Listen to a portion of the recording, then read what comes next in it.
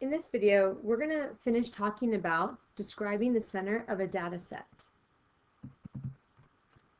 In the last video, we talked about how in a symmetrical distribution, the mean and the median are equal.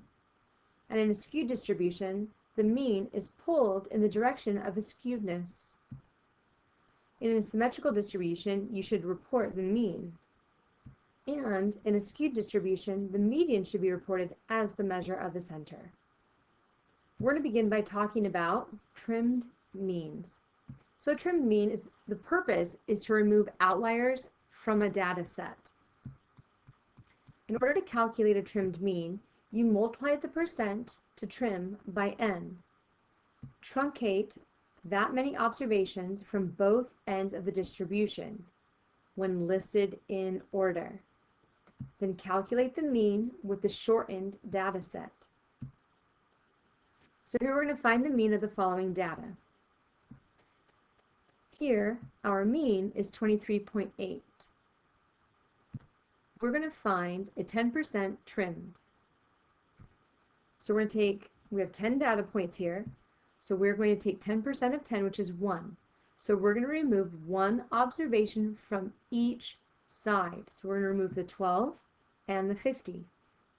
Then we're going to calculate our x-bar of our test scores of our data set, and now when we put that in, we get a mean value of 22. So our x-bar of t is truncated. So x-bar truncated.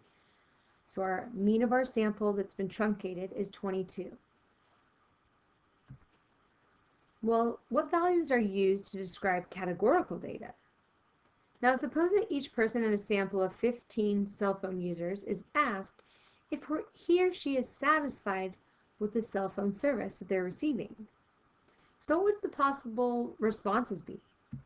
Well, they would probably be yeses and nos. So here are the responses.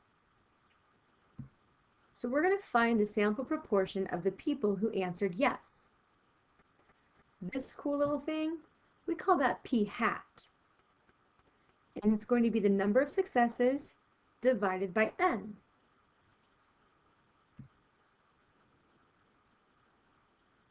So our p hat is going to be 9 divided by 15, which is 0.6.